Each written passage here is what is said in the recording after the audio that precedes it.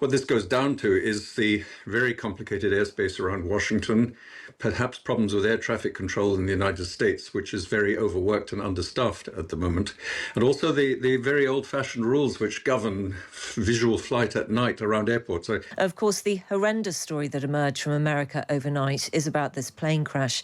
No survivors are expected to be found after the plane and a helicopter crashed in midair over Washington, D.C.'s Potomac River.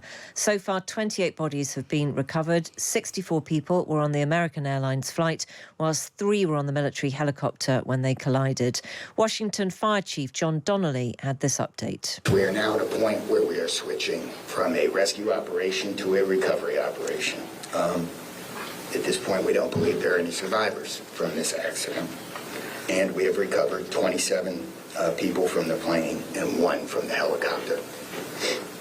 The district office of the medical examiner has lead on reuniting these bodies and these people with their loved ones, and we will continue to work to find all the bodies and collect them and reunite them with their loved ones. Well, Charles Bremner from The Times has been covering this story. Have you any more detail, Charles, since that update was given? Well, we have known since the outset, very early this morning, what happened. A helicopter was traveling along the Potomac River at a low altitude on the helicopter corridor there. And the plane was coming into land on runway 33, which is towards the northwest. And the helicopter ran into the aircraft.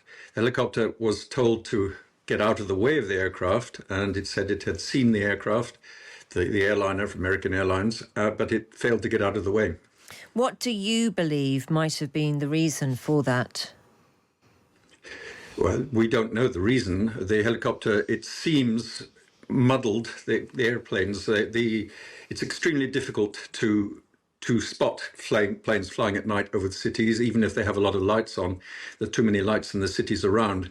What this goes down to is the very complicated airspace around Washington, perhaps problems with air traffic control in the United States, which is very overworked and understaffed at the moment, and also the very old-fashioned rules which govern visual flight at night around airports.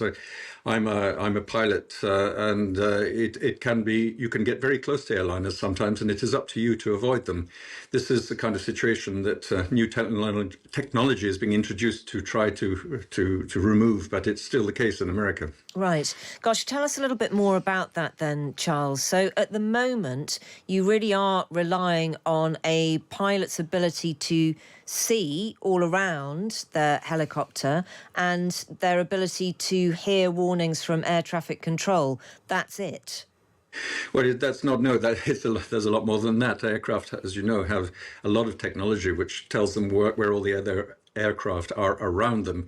But in this very specific circumstance, a very short final coming in to land in a difficult airport with a difficult runway, the factors for an accident were all lined up together. We don't know if the airline crew was aware of the helicopter nearby. It was not necessarily obliged to be, although legally it was, because it was conducting what we call a visual approach. Therefore, the pilots on the airliner were responsible for separation from other traffic. It's much more the case that the helicopter pilots were under an obligation to avoid collision, and the investigation will try to find out what happened, why they didn't. Yeah. How long would that air investigation take, do you think? There will be preliminary findings within a month or so, as it's the case of the American NTSB, the Accident Investigation Board. But before a final report, it's likely to be at least a year. Right. Is it at all helpful? Is it very unhelpful that President Trump immediately made his theories known, or at least the questions that he wants to ask known?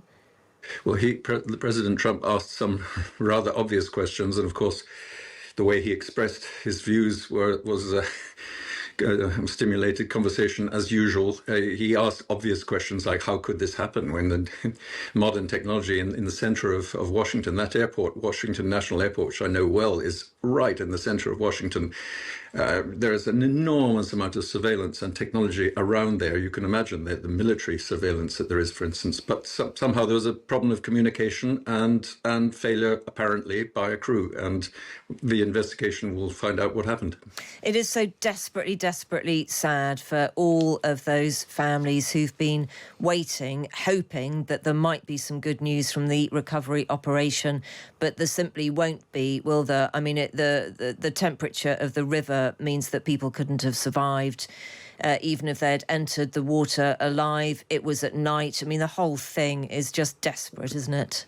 It's pretty horrendous. The aircraft turned into a fireball in midair. It was about 300 or 400 feet off the ground. We don't have the exact figure, but it's irrelevant, really.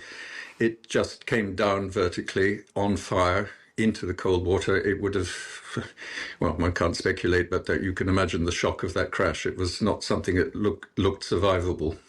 Charles, thank you very much indeed. That's Charles Bremner from The Times, who's been covering the story. And John Pienaar will have much more on that in Drive after 4 o'clock. I was getting ready to go to bed, laying down, when I hear the bang bang, a very unusual sound, something you don't hear on a daily basis. It's more like on a war zone, something you hear on movies, action.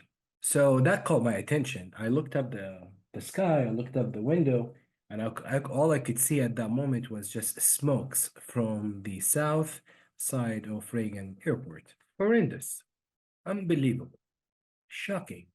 Just to think about a plane crash in the DC area, a very busy area in terms of aviation. We have 3 major airports in this area: DCA, Dallas Airport, Baltimore Airport. They're all within 40 minutes drive of each other.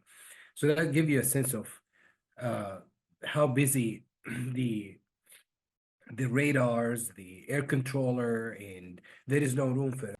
First and most importantly, I'd like to express our deep sorrow about these events.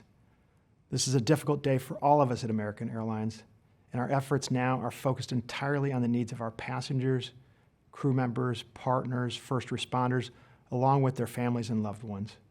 We're cooperating fully with the National Transportation Safety Board in its investigation and will continue to provide all the information we can. Our cooperation is without pause, and we want to learn everything we can about today's events. We understand and appreciate that people are eager for information. Please know that we'll continue to share accurate and timely information as soon as we can. But anything we must report must be accurate. We owe that to everyone involved.